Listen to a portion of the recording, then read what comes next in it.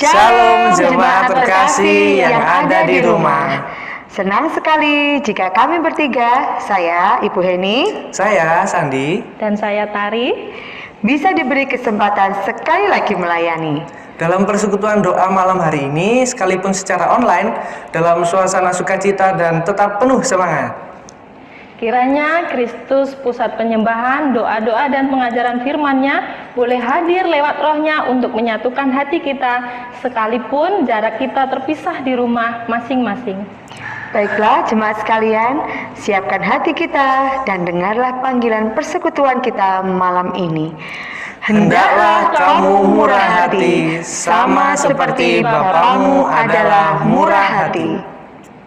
Allah Bapa di surga, sumber kasih yang murah hati bagi kita yang memelihara dan melindungi kita sebagai anak-anaknya yang tetap setia menopang kita di masa sulit ini.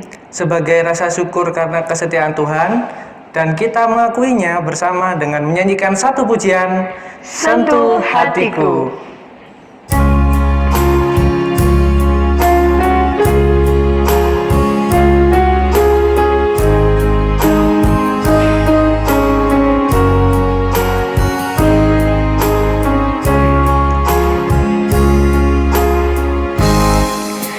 Betapa ku mencintai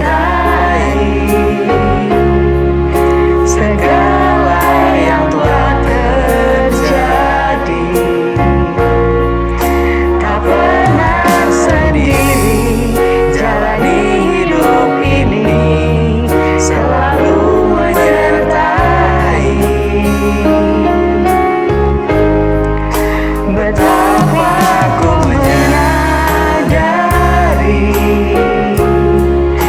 di dalam hidupku ini, Kau selalu memberi rancangan terbaik oleh karena kasih. Bapa, sentuh hatiku, ubah hidupku menjadi yang baru, bagai emas yang murni. Kau membentuk bejana hatiku. Bapa, ajarku mengerti sebuah kasih yang selalu memberi, bagai air mengalir yang tiada pernah berhenti.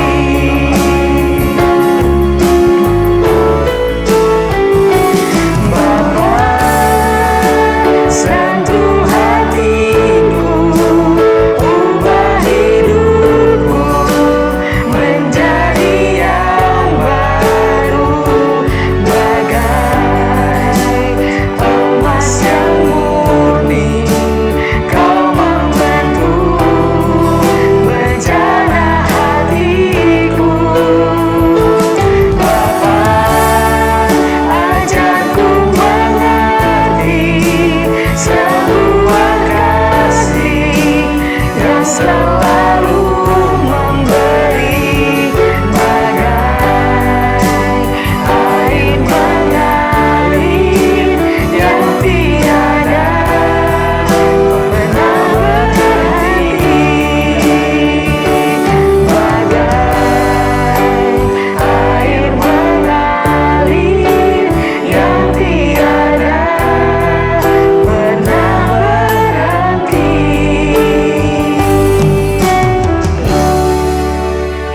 Mari jemaat berdoa menyerahkan persekutuan doa kita malam ini dalam berkat dan kehadiran Kristus. Mari kita berdoa.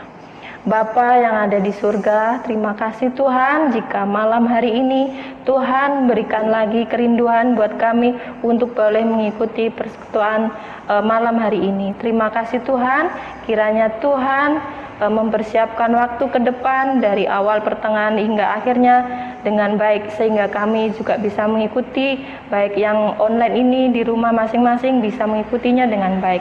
Terima kasih Tuhan, kami menyerahkan semuanya ke dalam tangan kasih-Mu. Dalam nama Tuhan Yesus Kristus kami berdoa dan mengucap syukur. Amin. Ibu Tari, Kak Sandi, dalam masa sulit pandemi ini, apa ya kehebatan kuasa Allah bagi kita sebagai anak-anaknya? Iya, Bu Eni, bahkan di masa pandemi ini kita menyaksikan dan mendengar bahwa banyak bencana alam yang terjadi dan orang-orang yang berjuang sembuh karena virus COVID-19 ini. Mungkin ada yang menanyakan di manakah kuasa Tuhan dalam hidup mereka? Iya, tentunya saya juga semua jemaat bergumul dalam berbagai kenyataan di sekeliling kita. Namun kita harus percaya jika kita bisa ada sampai hari ini karena kuasa perlindungan Tuhan yang nyata dalam hidup kita. Benar Ibu Tari, nafas kita, pergerakan karya, dan hidup kita sehari-hari adalah kehebatan kuasa Tuhan. Bahkan kejadian-kejadian alam di negeri kita pun bukti Dia Tuhan yang berdaulat atas semua alam ciptaannya. Untuk itu, sebagai pengakuan iman kita, mari ajak jemaat di rumah menyanyikan pujian bahwa kita tetap mencintainya. Dengan penuh semangat kita pujikan, besar dan perkasa Allah kita, dan ku jatuh cinta padanya.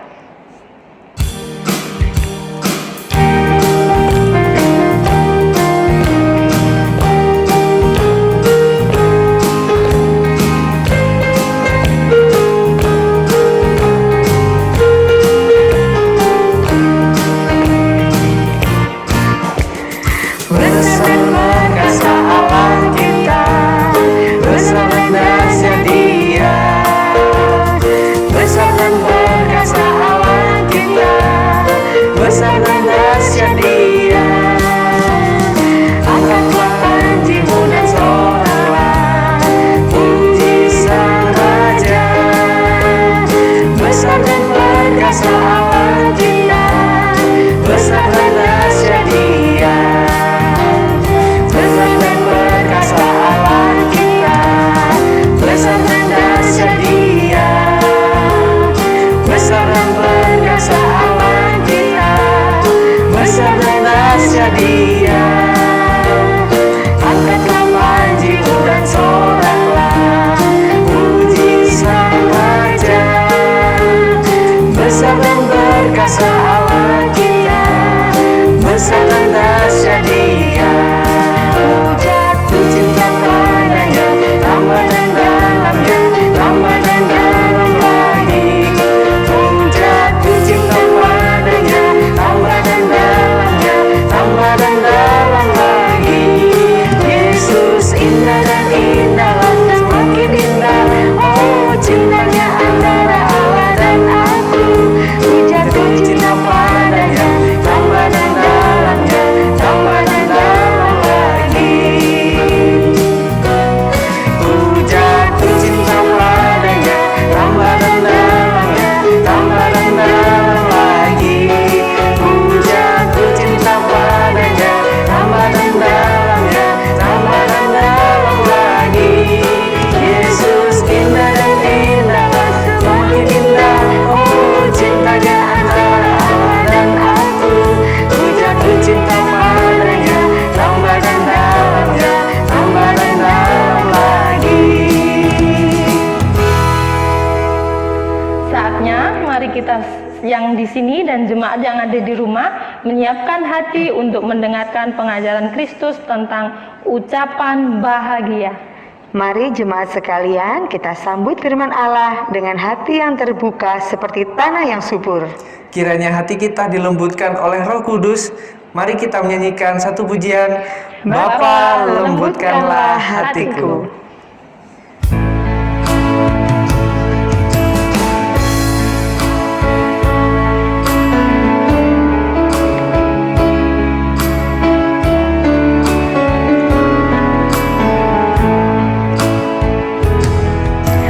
Bapa lembutkanlah hatiku untuk dapat lebih mengasihi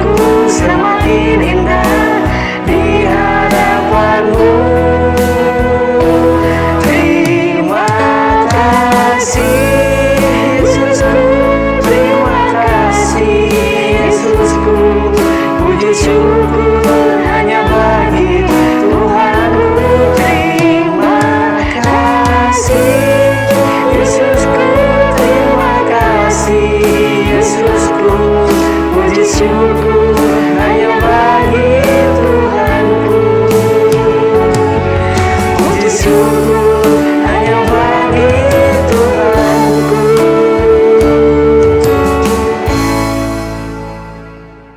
Shalom saudara-saudari yang terkasih di dalam nama Tuhan Yesus. Bersyukur hari ini kita diberikan lagi kesempatan untuk sama-sama belajar firman Tuhan yang kita ambil dari topik kita yaitu ucapan bahagia. Dan sekarang kita masuk di dalam urutan yang ketiga, yaitu berbahagialah mereka yang lemah lembut. Namun sebelum kita jauh belajar sama-sama kebenaran firman Tuhan ini, mari kita satu di dalam doa. Tuhan, terima kasih untuk kemurahan-Mu di dalam setiap kehidupan kami. Pada saat ini kami mau belajar firman-Mu, kami mau merenungkannya, pimpin kami. Dan urapi hamba-Mu yang penuh dengan keterbatasan sehingga dapat menyampaikan pesan Tuhan. Di dalam nama Tuhan Yesus kami berdoa. Amin. Saudara-saudara, mari kita buka kitab kita dari kitab Matius pasal yang kelima, ayatnya yang kelima. Saya bacakan untuk kita semua. Berbahagialah orang yang lemah lembut, karena mereka akan memiliki bumi. Sekali lagi, berbahagialah orang yang lemah lembut, karena mereka yang akan memiliki bumi. Nah, saudara-saudara, ketika berbicara tentang kelemah lembutan ya, apa yang terbesit di dalam pikiran kita? Apakah kita teringat akan orang-orang di sekitar kita yang memiliki karakter kelemah lembutan? Atau mungkin kita merefleksikan diri sendiri, karena ciri-ciri kelemah lembutan itu ada pada kita. Nah, pada umumnya kita sering melihat kelemah lembutan itu diidentikan dengan orang-orang yang cara berbicaranya halus, di lingkungan sosial terkenal ramah, dan lain sebagainya. Apakah demikian? Itu bisa juga benar, tapi itu akan terlalu sempit kalau kita berbicara kelemah lembutan dari makna seperti itu. Nah, saudara-saudara, kelemah lembutan di sini bukan berbicara suatu keadaan lemah. Sekali lagi, bukan berbicara suatu keadaan lemah. Kelemah lembutan di sini bukan keadaan orang yang tidak mampu berbuat apa-apa, tidak mampu memberikan perlawanan ketika diperlakukan tidak adil, sehingga dia memilih untuk mengambil keputusan menjadi pribadi yang lemah lembut. Itu bukan pribadi yang lemah lembut, itu pribadi yang kalah. Kelemah lembutan bukan suatu sikap seperti itu. Nah, kalau kita melihat kelemah lembutan dari versi Yunani, itu menggunakan kata praos. Di dalam bahasa Inggris itu menggunakan kata meek or gentle. Nah, di sini saudara-saudara, kata itu berhubungan erat banget dengan istilah kesabaran dan kerendahan hati.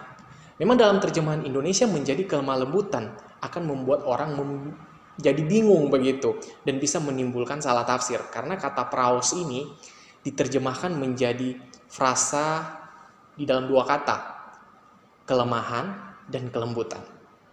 Nah, ini kalau kita hanya memaknai satu kata atau menitik beratkan kepada satu kata, khususnya kata lemah, maka akan buyar, akan bingung memaknai ini. Karena orang-orang telah terikat dalam konsep lemah, sehingga muncul asumsi bahwa kelemah lembutan hanya bisa dilakukan oleh orang yang kalah, orang yang tidak mampu, dan orang yang miskin. Maka opsi terakhirnya yaitu menjadi lemah lembut. Nah, saudara-saudara, ini merupakan kesalahan ya, kalau kita memaknai kelemah lembutan itu sebagai sikap ketidakmampuan atau orang yang kalah atau orang yang miskin. Bukan yang seperti itu. Saya mengutip dari pernyataan Santo Agustinus, dia mengatakan begini, yang lemah lembut adalah mereka yang menanggung tindakan yang kasar dan tidak melakukan perlawanan terhadap yang jahat, melainkan mengalahkan kejahatan dengan kebaikan. Nah, saudara-saudara, di dalam pernyataan Agustinus di sini, kalau kita perhatikan secara teliti, tidak menunjukkan orang yang kalah. Nah, di sini berbicara tentang orang-orang yang memiliki kemampuan untuk bisa melawan. Di sini berbicara tentang orang-orang yang mampu memberikan balasan ketika diperlakukan secara semena-mena. Tetapi dia memilih untuk mengontrol diri. Nah, kalau saya kutip dari Mazmur 37 ayat 11, di situ mengatakan demikian. Tetapi orang-orang yang rendah hati akan mewarisi negeri dan bergembira karena kesejahteraan yang berlimpah-limpah. Dan Matius 11 ayat 29, pikulah kuk yang kupasang dan belajarlah kepadaku, karena aku lemah lembut dan rendah hati, dan jiwamu akan mendapat ketenangan. Nah, saudara-saudara, rendah hati di sini sekali lagi berbicara tentang suatu keadaan di mana dia tidak mau memberikan respon yang bodoh hanya untuk membalas kejahatan. Tidak, dia lebih pada self control, mengontrol dirinya untuk tidak melakukan hal yang sama bodoh. Dia mengendalikan dirinya dengan bergantung kepada Tuhan. Nah, apalagi kalau kita melihatnya dari perkataannya Tuhan Yesus, karena aku lemah lembut dan rendah hati dan jiwamu akan mendapat ketenangan. Ketika Tuhan Yesus berbicara tentang dia adalah pribadi yang lemah lembut, apakah Tuhan Yesus tidak pernah marah? Justru Tuhan Yesus pernah marah, bahkan marahnya itu sangat-sangat true point ya. Ketika melihat ketidakadilan, dia marah. Ketika melihat tindakan kesemena-menahan, dia marah. Tetapi itu bukan tindakan yang terjadi kepada dirinya. Tetapi Tuhan Yesus marah kepada orang-orang yang memperlakukan orang-orang yang lain secara semena-mena. Nah, di sini kita bisa ambil teladan ya dari sikapnya Tuhan Yesus. Dia tidak mau orang-orang yang misalnya menghujat dia, mencerca dia, bahkan menganiaya dia, terus Tuhan Yesus balas dengan kuasanya. Tidak. Tuhan Yesus di sini menunjukkan sikap ketundukan. Sebagai manusia, dia mengontrol dirinya untuk tidak mau menggunakan kuasa ilahinya. Dengan membalas saat itu juga kepada orang-orang yang jahat. Tetapi dia secara transparan menegur orang-orang yang melakukan tindakan semena-menahan, tindakan tidak terpuji kepada orang lain atau menyusahkan orang lain. Nah, yang jadi pertanyaan, bagaimana dengan kita? Kita sering langsung merespon tindakan yang buruk yang terjadi kepada kita. Dan memang itu realitanya. Tetapi kita akan sangat sulit menunjukkan respon kepedulian kepada orang lain ketika melihat orang lain diperlakukan dengan tidak terpuji. Karena kan mungkin kita pikir ya udahlah, saya kan nggak diperlakukan seperti itu, ya lebih baik saya urus diri saya sendiri, nggak perlu urus orang lain, sok-sok kepahlawanan. Dan ini sebenarnya yang keliru. Jadi kelemah lembutan di sini bukan tindakan tidak bisa memberikan perlawanan, tetapi lebih kepada self control untuk tidak menggunakan power atau kuasanya melakukan tindakan kesemena-menahan atau membalas kejahatan dengan kejahatan karena merasakan punya kuasa, tetapi lebih kepada saya mengendalikan diri, dan seandainya pun saya mau melawan, tetapi saya melawan ketidakadilan ketika itu terjadi kepada orang lain, dan ketidakadilan itu sudah sangat transparan dan itu harus memang dilawan. Kelemah lembutan yang dimaksud di sini adalah mengacu kepada mengandalkan atau bergantung penuh kepada Tuhan sebagai pemelihara, pelindung, dan hakim yang adil, dan bukan kepada diri sendiri. Jadi sekali lagi, kelemah lembutan berbicara suatu keadaan di mana kita tidak menggunakan kuasa diri, tetapi kita lebih condong bergantung kepada Tuhan sebagai hakim yang adil, yang menyingkapkan keadilannya untuk menyatakan kemuliaannya bagi anak-anaknya, dan kepada orang jahat juga dia menyatakan kemuliaannya di dalam keadilan untuk menghukum mereka pada waktunya. Nah, apalagi kalau kita melihat Daud pada waktu dia dikejar-kejar musuh-musuhnya, apakah Daud tidak bisa melawan? Daud bisa melawan, Daud bisa melakukan balasan, tetapi pada saat dia dikejar Saul, dikejar Absalom, dia tidak melakukan balasan, saudara-saudara. Karena Daud lebih bergantung kepada Tuhan. Apalagi Mazmur yang saya baca tadi, itu adalah ayat di mana Daud yang berbicara. Dia tidak mau melakukan itu. Dia tidak mau melakukan balasan-balasan sesuai dengan kehendak diri, tapi lebih kepada bergantung kepada Tuhan dan meminta petunjuk Tuhan, apakah saya harus bertindak atau tidak. Nah, jadi kelemah lembutan nggak boleh kita tafsirkan sebagai suatu keadaan di mana kita jadi kalem-kalem, lunglai, lemah gemulai begitu. Bukan yang seperti itu, salah. Kalau kita menafsirkan seperti itu, oke, mungkin dalam konteks teks bahasa Indonesia kita bisa menafsirkan seperti itu, tapi kalau di dalam bahasa aslinya kita harus hati-hati. Karena pengertian aslinya bukan yang seperti itu. Paling tidak kita bisa belajar bahwa kelemah lembutan hanya bisa dilakukan oleh orang yang kuat. Kenapa, saudara-saudara? Karena kita harus mengekang diri dan tidak semena-mena menggunakan kuasa atau bisa menggunakan emosi secara membabi buta begitu. Saya baca dari Amsal 16 ayat 32. Di situ mengatakan demikian. Orang yang sabar melebihi seorang pahlawan. Orang yang menguasai dirinya melebihi orang yang merebut kota. Nah, saudara-saudara, ini ayat yang luar biasa. Bahkan dikatakan orang yang sabar melebihi seorang pahlawan. Karena musuh terbesar itu adalah ego diri. Emosional yang tidak bisa terkontrol. Nah, orang yang menguasai dirinya di sini juga dikatakan melebihi orang yang merebut kota. Jadi nggak ada hadiah yang lebih besar selain upah kesabaran itu adalah Allah bertindak dengan caranya. Dalam hal ini mungkin dilakukan oleh orang yang hidup bergantung kepada Tuhan. Karena nggak mungkin kita nggak bergantung kepada Tuhan, terus kita bisa lakukan ini. Nggak mungkin. Ini merupakan satu hal yang absurd begitu. Tapi ini akan menjadi realita kalau kita bergantung kepada Tuhan. Karena kalau orang nggak bergantung kepada Tuhan, dia akan mengandalkan hikmatnya, dia akan mengandalkan kemampuannya, dia akan mengandalkan kuasanya dan sebagainya. Dan akhirnya hanya akan menjadi bumerang. Ya akan juga bisa memiliki efek yang buruk bagi orang itu sendiri. Nah saudara-saudara, dalam hal ini ya, kita bisa melihat bahwa ada konsekuensi yang pasti bagi orang yang sabar. Di situ dikatakan, mereka akan memiliki bumi. Kalau kita perhatikan ya secara seksama, ini memiliki bumi seperti nggak mungkin begitu, karena ada banyak kita lihat orang yang lemah lembut, sabar, rendah hati dan lain sebagainya, kok nggak memiliki bumi, bahkan rumah pun masih ngontrak begitu. Yang dimaksudkan apa? Nah, saudara, kita perlu tahu ini sifatnya eskatologis karena berbicara penantian dalam pengharapan bagi mereka yang bertekun dalam apa yang menjadi bagian mereka. Yaitu kuk yang telah Tuhan tetapkan harus mereka terima sebagai salib yang harus dipikul pada saat mengikut Kristus. Nah, di sini membutuhkan kesabaran di dalam kelemah lembutan. Jadi kelemah lembutan hanya bisa dilakukan oleh orang yang kuat, kan dia harus sabar, dia harus berusaha mengontrol diri dengan rendah hati. Dengan percaya bahwa kuk yang Tuhan pasang kepada dia merupakan konsekuensi logis bagi orang yang mengikut Kristus. Jadi kuk itu hanya akan dipikul oleh orang-orang yang sedang berjalan mengikut Kristus. Dan mereka yang berjalan mengikut Kristus di dalam memanggul kuk, itu adalah jalan kepada kekekalan, di mana mereka akan mendiami suatu tempat yang telah Tuhan sediakan bagi mereka, bagi kita semua yang percaya kepadanya, untuk diam bersama Allah, pemelihara hidup yang memberikan kita juga kehidupan dan memberikan kita kedamaian, ketenangan yang abadi bersama Dia di dalam sukacita yang penuh. Nah, mereka dalam hal ini yang berbahagia adalah mereka yang telah diberkati secara limpah dalam setiap perkataan Kristus yang merupakan kebenaran pasti, yang memberikan kekuatan, penghiburan bagi mereka yang bergantung penuh kepadanya dalam kerendahan hati sehingga mereka bisa hidup dalam kelemah lembutan.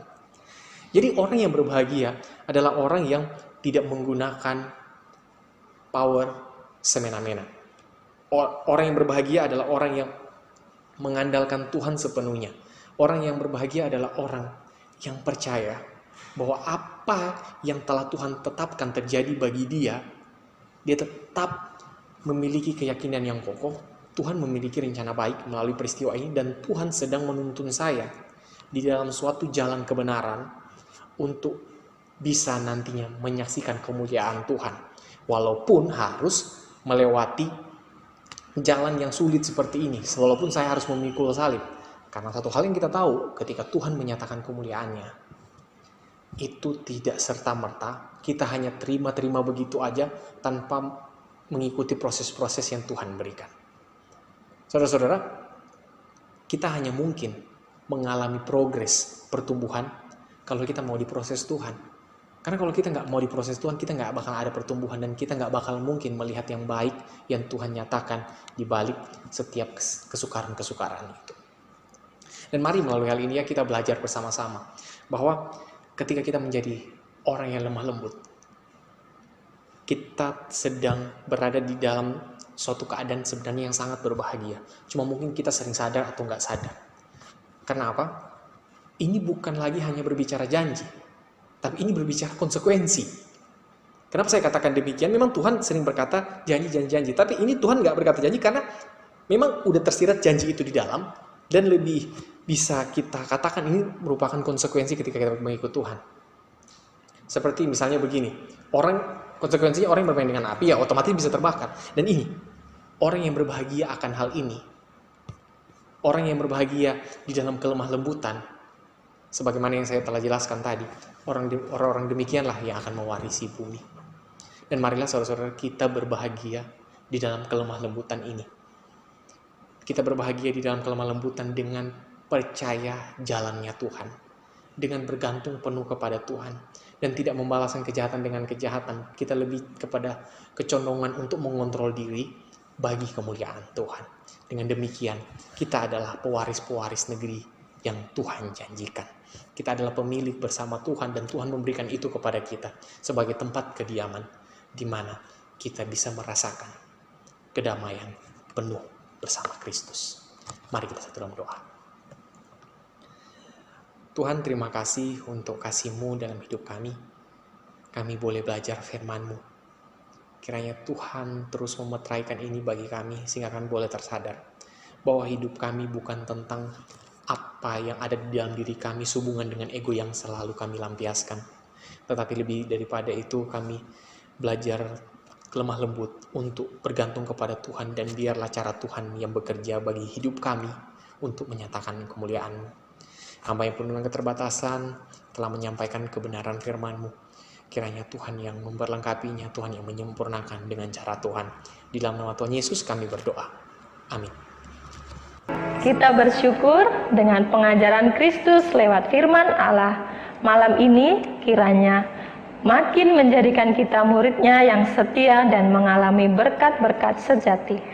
Kebahagiaan sejati murid Kristus adalah ketika kita menghidupi firman-Nya yang makin memberi hati kita penuh kemurahan seperti teladan Kristus dan Bapa di surga. Memasuki doa-doa syafaat kita, mari kita bersama menyiapkan hati dan menyanyikan satu pujian, Tuhan ku ingin dapat memancarkan.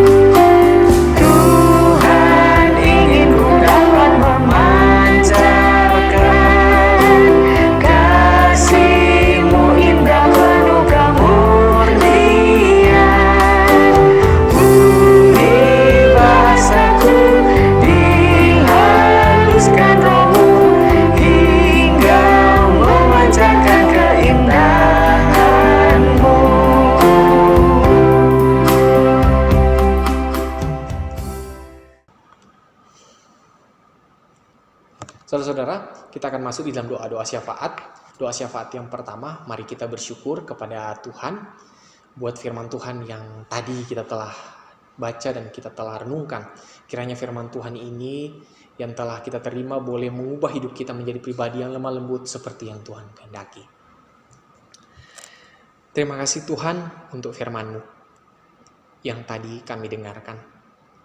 Kami rindu menjadi orang-orang yang lemah lembut seperti apa yang Alkitab katakan. Bukan lemah lembut di dalam pengertian konsep yang sering keliru berdasarkan apa yang kami pikir. Karena kami percaya kami adalah orang yang menang bersama Tuhan, kami adalah orang yang berbahagia bersama Tuhan. Maka dengan demikian kelemah lembutan kami untuk mencerminkan kasih Kristus di dalam hidup kami. Dan itu semua untuk kemuliaan Tuhan, bukan untuk kemuliaan diri kami. Sekali lagi kami mau berserah kepadamu sebagai murid-murid yang mau dipimpin dan mau dibentuk. Kami berserah kepada Guru Agung kami. Di dalam nama Tuhan Yesus kami berdoa. Amin. Dan untuk pokok doa yang kedua, kita berdoa bagi bangsa kita semoga terus ditopang oleh Tuhan dan pemerintah diberikan kekuatan, hikmat bijaksana dalam menjalankan tugas dan tanggung jawab mereka bagi bangsa ini. Mari kita berdoa. Tak lupa kami bersyukur untuk baik-Mu di dalam setiap kehidupan kami, khususnya bagi bangsa ini. Sebagai warga negara kami selalu merasakan yang baik dari Tuhan. Kami selalu merasakan segala kecukupan daripada Allah, pemberi hidup. Sekalipun di masa sukar, di masa pandemi seperti sekarang ini, kami benar-benar melihat kuasa Tuhan nyata terjadi. Bapa, ajar kami untuk selalu bergantung kepadamu. Kami percaya Tuhan yang memelihara bangsa ini. Tuhan yang akan juga memberikan kekuatan kepada pemerintah-pemerintah kami untuk boleh dapat mengemban tugas yang begitu berat ini. Dan kami yakin mereka mampu karena Tuhan. Dan berikan juga mereka hikmat sehingga mereka mampu menjalankan apa yang menjadi tugas tanggung jawab mereka dan mampu mengambil setiap keputusan-keputusan yang baik, benar, sesuai dan sudut kehendak Tuhan. Dan berikan mereka juga kekuatan Tuhan, karena apapun yang mereka putuskan pasti selalu mendapatkan kritik dari masyarakat. Berikan mereka kemampuan. Lebih daripada itu, berikan mereka bijaksana untuk dapat mengambil keputusan yang benar, sesuai dan seturut kehendak Tuhan. Di dalam nama Tuhan Yesus kami serahkan semuanya. Amin. Dan untuk pokok doa yang ketiga, kita berdoa buat setiap pergumulan saudara-saudari kita, khususnya keluarga, jemaat, sehingga boleh terus merasakan pemeliharaan Tuhan dan tetap terus bergantung padanya. Kita berdoa. Terima kasih Tuhan untuk kasih-Mu, pemeliharaanmu bagi setiap anak-anak-Mu, khususnya jemaat GKI Lyon Puri. Kami mau serahkan hidup kami ke dalam tangan Tuhan, setiap pergumulan-pergumulan kami, pergumulan-pergumulan jemaat.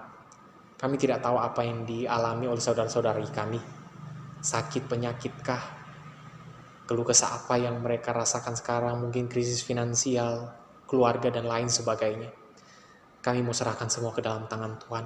Kami percaya Tuhan yang adalah gembala kami tidak pernah meninggalkan anak-anaknya.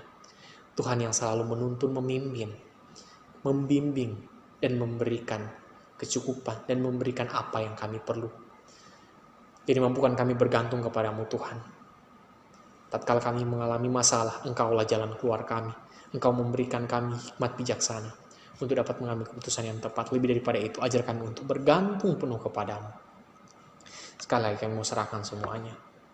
Kami percaya Tuhanlah Allah pemelihara hidup kami, yang akan memberikan kami pemulihan ketika kami sakit, yang akan memberikan kami kecukupan ketika kami mengalami krisis finansial, dan menjadi jalan keluar kami ketika kami mengalami masalah-masalah, baik di dalam lingkungan sosial, bermasyarakat, atau di dalam keluarga sekalipun. Dan di dalam pekerjaan juga Tuhan yang memimpin, sehingga kami boleh menjadi anak Tuhan yang bisa bekerja dengan benar, dan mendapat gaji yang layak sesuai dengan apa yang kami kerjakan, dan karena perkenanan Tuhan. Dalam nama Tuhan Yesus kami berdoa. Amin. Demikian semua acara persekutuan doa kita malam hari ini telah usai oleh anugerah dan berkat Tuhan Yesus. Kiranya kita semua terus bersemangat menjalani panggilan hidup kita sebagai murid Kristus yang mengalami kebahagiaan sejati seperti yang telah diajarkannya. Dan jangan lupa kita terus bertekun dalam persekutuan doa kita Rabu depan dengan terus bersemangat mengikutinya. Akhirnya kami semua yang bertugas malam ini mengucapkan Salam bahagia yang memiliki kemurahan hati serupa Kristus. Amin.